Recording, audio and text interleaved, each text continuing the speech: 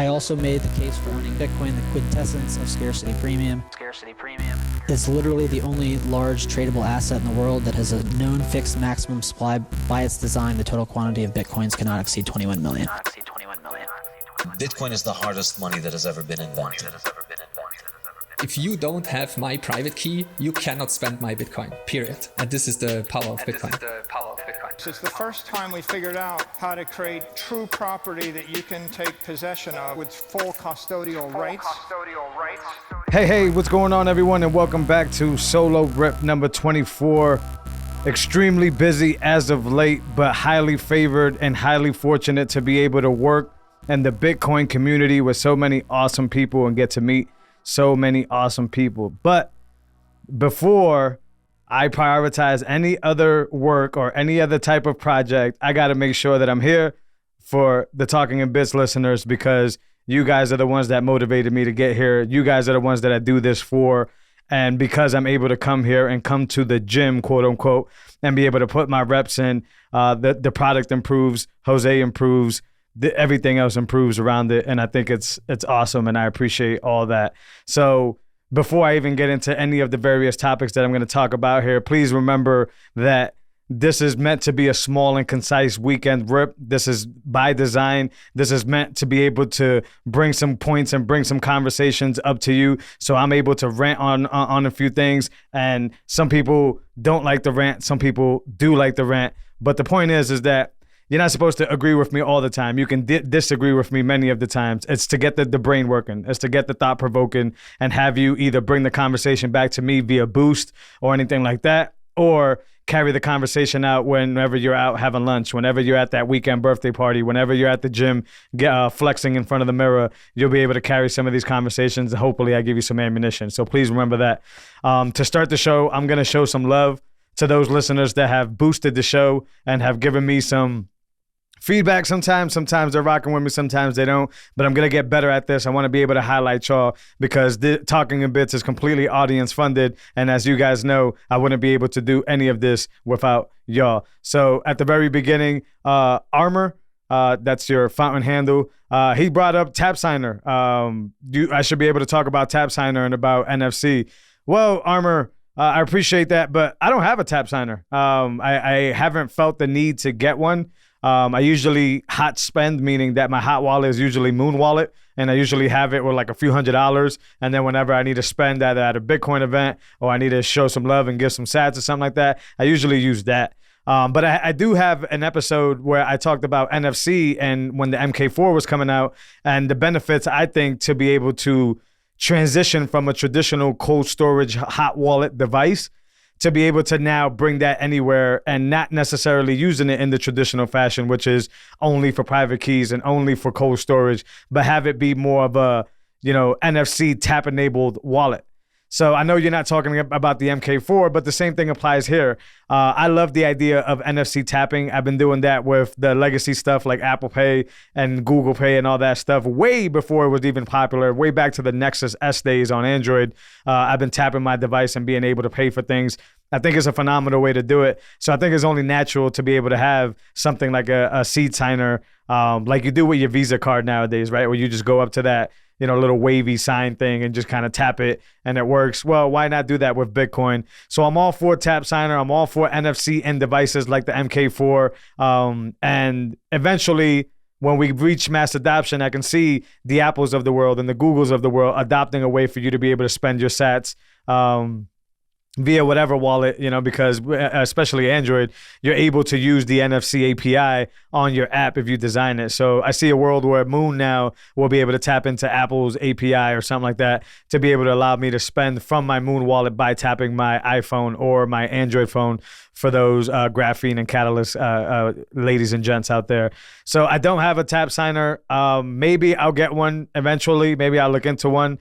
It's the same thing with seed signer. Like, I really love the idea of a seed signer and getting used to having a multi-sig, Bolt setup if you want, or a cold storage setup where the device is stateless and it kind of forgets. Check out my episode with Jevy on that. We talk about that a lot there. But I don't have one yet. And a lot of the reasons for that is because I don't find the use for it in my day-to-day Bitcoin usage. So thanks for that boost. I appreciate it. Keep that stuff coming. And maybe I'll get a tap signer one day. Maybe you could even boost back or hit me up on Twitter, DeFBeD, Talking in Bits, and we could talk about the tap sign a little bit. I'm all for that as well.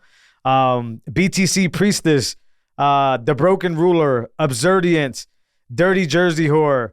I love y'all. I appreciate y'all. Dirty Jersey Whore tells me to preach it. That's all I know how to do, brother. I don't know how to do anything else here. So I appreciate the love. Absurdiant, I appreciate the law. The Broken Ruler, you guys rock with it. You guys definitely know what I'm about and know my tempo and respect my tempo. Therefore, I respect y'all. Thanks for the boost. Ronnie, I appreciate you, man. Cast iron for life, man. Actually, as we're speaking, as I'm recording this now, I can smell the filet mignon coming from downstairs because my wife is using a cast iron to cook up some filet mignon from K&C Cattle. So yeah, Ronnie, cast iron life, man. I appreciate you. Thanks for showing love to the show. And once again, hope all is well. And let's talk about what we were talking about in the DMs where you're out here talking to these ranchers, because I think it's a really good idea. And I think you'll be fantastic at it. Crankledon, too much cussing. Gotcha. I heard it. Well, you don't have to listen, Crankledon. And I appreciate you for listening. And I definitely would like to stick you around. And I do, to be honest here, see the environment where like sometimes I get loose. But what you don't understand, Crankledon, or maybe you don't understand, is that I'm absolutely fed up with what's going on around here, man. And maybe cursing is not the best way to be direct, but cursing is the way that I like the fire under your ass, like I have the fire lit under my ass. So that's just the way I communicate. I have had other great people tell me that I'm a little bit out of bounds or I'm too much in the paint and all these other analogies.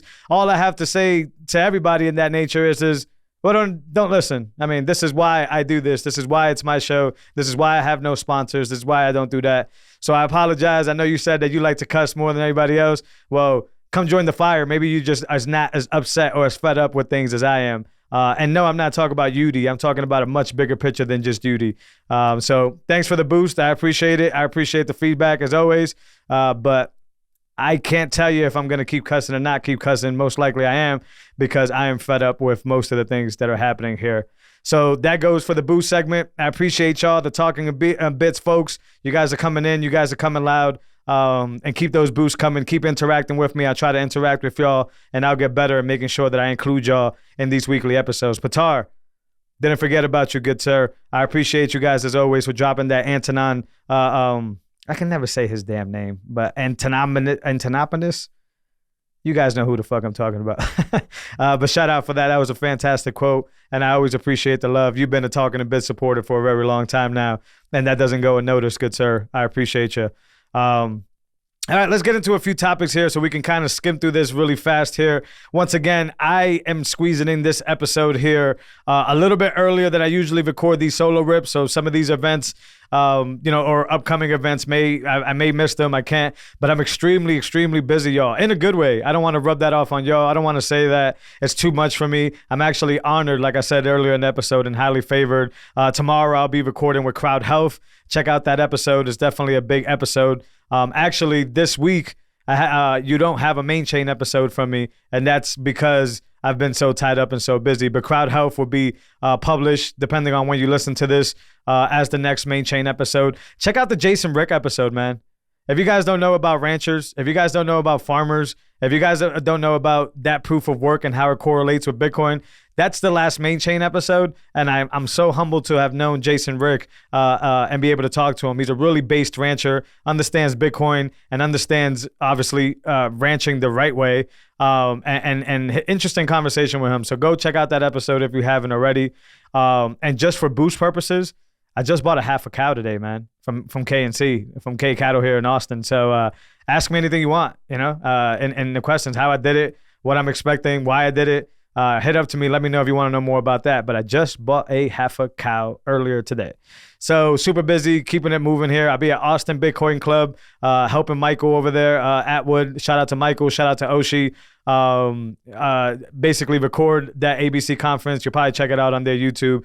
So I'm everywhere here working with the Meat Mafia guys. I don't know if I'm supposed to be announcing that, but I'm super hella proud of those guys. And I'm hella proud that I'll be able to help them out. working with Slim on the Beef Initiative and Texas Slim's podcast, lending my expertise there. As you guys can see, Jose is highly favored, and it's not by accident. I work hard at this shit, man. I really love the medium of podcasting. I think you guys have heard me say this plenty of times. It's the last free-form media that we have left. And now I'm starting to and loving the fact that I'm going to be able to bring that value over to other people with strong messages here in the space and give them my expertise and how they could take this podcasting medium to the next level like I have for y'all. So topics I have, the money is dying. The money is dying, man. Europe is bailing banks out. China and others are dumping the dollar. Well, guess what? So should you.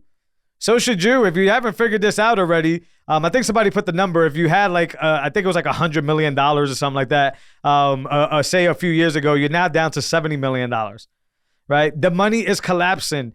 Don't let me have to remind you of that, and don't let yourself get gaslit. Keep some liquid expenses up close that you're willing to spend in the near short term, because obviously day to day we're still interacting with this fiat system. And honestly, I'm kind of interacting more with the Bitcoin network than I am with the fiat system nowadays. There's a lot of opportunities with like apps like Oshi and being able to buy meat and being able to buy other services. I just got this haircut by using Bitcoin to buy for to pay for this haircut and pay for my son's haircut. So there is ways, but yeah, I'm not telling y'all to go on zero. That's not my thing. You guys keep some liquid expenses, but realize if you're holding money for the long term, you're probably going to get wrecked slowly but surely. Either a really fast rug pull, like you wake up and you're locked out of your finances, or et cetera, or a slow one where, like, as Michael Saylor famously says, melting ice cube status, where like your funds are kind of just worth less and worth less. So the world is starting to pay attention. There's a lot of turbulence happening with Russia. There has been. China's being more bold with their decisions. And I think the ultimate situation here is the U.S. is going to have to fight to keep the dollar alive, because everybody's going to say, the hell with this. And now with the power of Bitcoin and what Bitcoin has been able to leverage here and give not just us in the United States, but people around the world the opportunity. Now, sort of like we see Bitcoin as the tool to get us out of this tyranny, so do other countries, man. So do other places. And I think Russia would be no different. If you have a viable way to opt out of the US dollar, well, why the hell not do it on a personal level, to a business level, to a state, to a country, to a nation, right? Like, Bitcoin is that tool that's going to allow you to get away from this money that's dirty, that's tainted by blood, that's tainted by war. And that's something that the world is paying attention to. So make sure that you're opting out of the dollar every single day. Make sure that you're putting away money in Bitcoin and holding it in multi-signature cold storage is how I recommend you holding it, so you're not the single point of failure here. That's extremely important. But many people think that it may not be as important, or they think that they have time. Hey, listen, man, I don't predict certain things, so I couldn't tell you how much time you got, but I think it's sooner rather than later, man. I think the world has had enough. I think we as people has had enough, and I think the U.S. has stepped on too many, or let's say has burned too many bridges in order to get that trust back. And sure, they got that military, but let's hope that it doesn't get there, because other places have militaries as well. So get out of the dollar. You should. I'm getting out of the dollar, and that's something that we should be going. Back to fiat systems and trust and getting nasty here. We got a few companies here that are notorious for just doing shitty shit, and they're not slowing down and they're not stopping now. So PayPal released some statements here where they're changing their terms and condition to basically ban you or fine you. This is the real interesting part, because they've been able to ban you for a while, and they will. They've shown no secret or no bias towards banning people, but actually charge you effective November 3rd an amount of money if you basically say the wrong stuff. Like if you're using their pay rails, and the ad here and the post here says PayPal is rolling out a new agreement to give itself more censorship powers and the ability to deduct income directly from those who won't abide by its speech rules. All right, so let me kind of give an example here. So obviously this is value for value. I say what I want when I want. You guys know that. But if it wasn't value for value and you guys were helping support the show through PayPal, that last episode where I went on that but master rant or whatever about the slave, that could have maybe cost me, according to this article, $2,500. And PayPal could have easily just went in there and be like, but, give me the money. And yeah, that just goes back to why I think podcasting is the last medium, but why Lightning Network and the Bitcoin Network have allowed us to now swerve around this nonsense. Because imagine if you have a successful show, imagine if you have a successful following, and now your followers can't really even tell you how they really feel about your show because, as of November 3rd, PayPal is now the arbiter of truth. And if you're collecting payments through them, from my understanding, then you could wake up to a $2,500 bill because you went against their speech rules. Get out of here. We don't need you. We don't need to do that. That's shady business there, and there's no place for that here. So opt out of that, y'all. There's ways to do that. Podcasting, if you're doing podcasting 2.0 is the way to do that. Now, even with BTC Pay Server, as I talked about in a few episodes ago, you can actually host your own podcast and don't even need to rely on the anchors of the world, etc. So there is tools out here that will allow us to say what we want when we want and not wake up with a $2,500 bill. PayPal, get the hell out of here with that. To stay on the theme of shady businesses that you guys know I love, Compass Mining. You guys can't just get off the floor, man. You guys can't do anything to save yourselves. You guys can't do anything that's for the people. You guys just can't do anything right. And this is where eventually you will fail. And it is no secret that I have 2 miners here with Compass that I'm dying to pull here. And that's in November. But this new shit that they just pulled here may or may not affect that happening for me. And I got to figure this out because this is crazy. So Compass Mining continues to rug pull through a contract change. I agree with what somebody said here. I think that should be illegal. I don't even know if that is legal. But they basically said, here are some new, talk about weekend random shit. Here are some new terms and agreements. You either agree with them in 48 hours or we automatically opt you in. Whoa.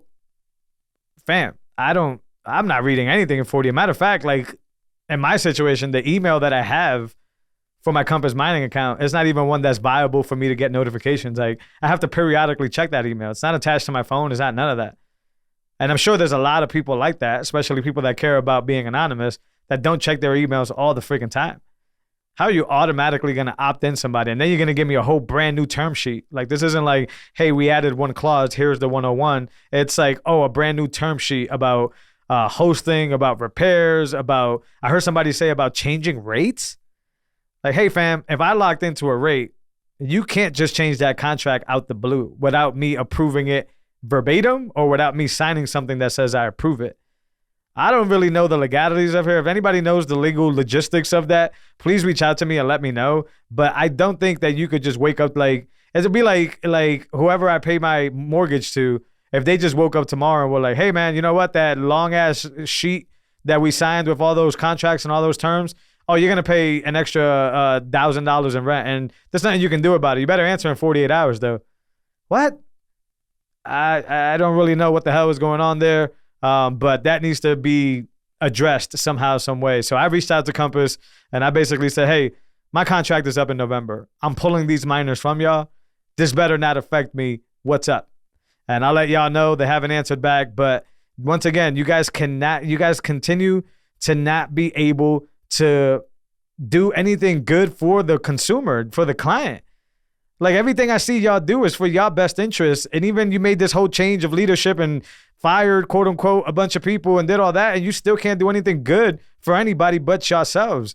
What about the client, fam? I work at client services at Unchained Capital and our clients are number one priority, bro, as any other successful business is. What's up with y'all, man? What are y'all smoking over there? What do y'all think you are over there? Right? Or is the ship already sailed and you're just trying to pocket as much as you can? I'm thinking that that's the case. But damn, through the life of this podcast, we've talked about Compass Mining way too much. It's probably one of the worst things I ever decided to do, to be quite frank.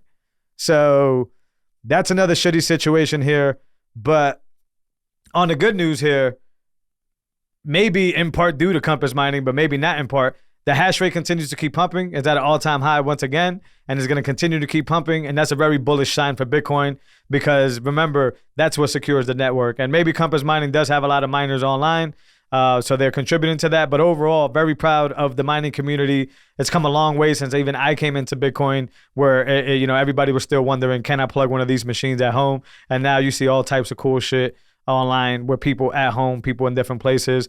I gave y'all my update about the pleb that's helping me plug my miner in while I help him with his sick miner. That's going kind of up and down. Still appreciate him working with other pleb miners to help me figure that out, which is fantastic.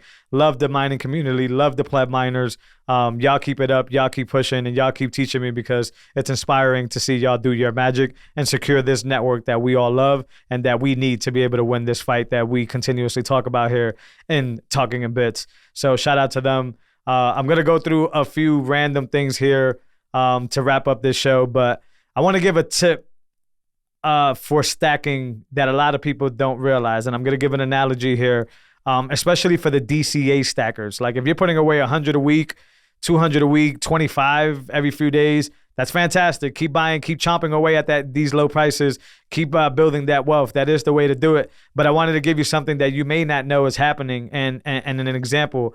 So when you DCA, every time you DCA, you get a UTXO. And for those that don't know, a UTXO is an unspent transaction, right? So it's you getting that coin in, you getting that UTXO in and never spending it. It just sits in your vault. But what ends up happening is, and this is a form of maintenance, and you could go back to the Phil Geiger episode, actually, when we talk about multi-sig, where he talks about this cleaning out the room and this maintenance thing. But what happens is you continuously keep stacking UTXOs. And if you want to think about UTXOs as like dollar bills, like individual ones, well, think about having a wallet in your back pocket that has $300 worth of $1 bills, made up of $1 bills. Man, that's going to be a really hard wallet to fold, to manage, and to put in your back pocket without your leg or your ass going numb. So, you know, when you do that, that makes it much more difficult for you to be able to sign transactions. That makes moving Bitcoin on the network much more expensive because you're now moving much more data. And remember, you pay for data that's being moved. That's what the miner fee is. So a rule of thumb here is for the DCAers, especially the multi-signature DCAers, is make sure you do a consolidation transaction and make sure you spend out of your wallet, your vault, whatever it is you want to call it, in order to consolidate those. And what you're basically doing by consolidating those UTXOs is you're basically getting those $300 $1 bills. You're handing it to the network, aka the cash register or the register person, and they're going to return to you $100 bills, three $100 bills in this example, that'll make your wallet easier to manage, lighter to fold up, and easier to, and faster to interact, which in the Bitcoin networks means cheaper to move Bitcoin around. That's just a fun fact here. I don't know how that relates to anything that I've been talking about, but I do want to give more practical advice here on the show. I know my rants are fun and my rants are actually therapeutic in a way because I know y'all fuck with it and I know y'all listen with it. But, you know, we are trying to learn how to use this tool as it evolves. I don't know if it was Odell. I don't know who it was. But there is a famous line out there that's basically saying, whoever tells you that they understand Bitcoin is lying to you because it's an ever-learning thing every single day. That probably was Odell. So I want to be able to give some of these tips because I find them useful. And I share these tips pretty much on a day-to-day basis. To sign off here, Lightning surges to past 5,000 Bitcoin in the Lightning network. That's huge, man. I don't know what the US dollar value there is. I really don't even give a damn what the US dollar value is. But that's letting us know that Lightning is solving our day-to-day problems. Bitcoin has already solved the implementation of those problems, but Lightning Network and the instant settlement and the slim to none fees and the speed at which it conducts itself, especially here in Value for Value podcast, where you could give micro payments, right, or big payments, is starting to really, really solve a lot of problems in the world. And this is no longer about sending $5, $10 of Bitcoin. You can now literally send hundreds of dollars, sometimes thousands of dollars over the Lightning Network. And the more capacity that increases, the better it is for all of us.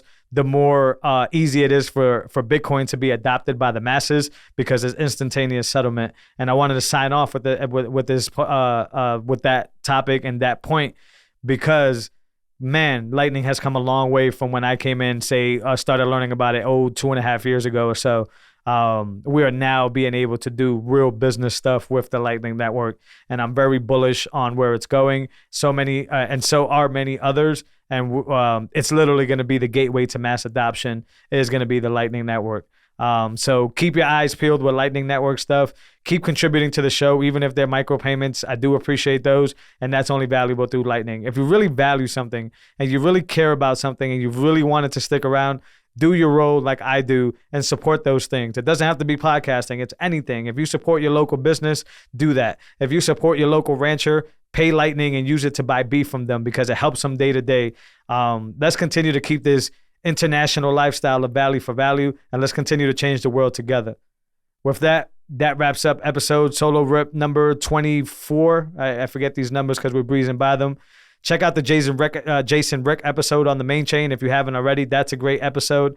I also posted that Talking in Bits is close to 1 million sats donated from y'all, from the greatest people in the world, the listeners, the first-time listeners, the last-time listeners. I appreciate y'all. Let's get this past 1 million and let's go past it. Remember that 5% always goes to open sats, and that's also helping us get these Sparrow wallets of the world and these other open source FOSS products. So this isn't just a selfless act. This is to be able to continue to spread the Bitcoin word. So let's keep pumping that. I appreciate everybody that's listening. And I'll talk to you on the main chain episode with Crowd Health if all works out well. I'm very busy, but I keep thinking about y'all, and I want to keep giving y'all this content because I love y'all and I care about y'all. Until next time, later.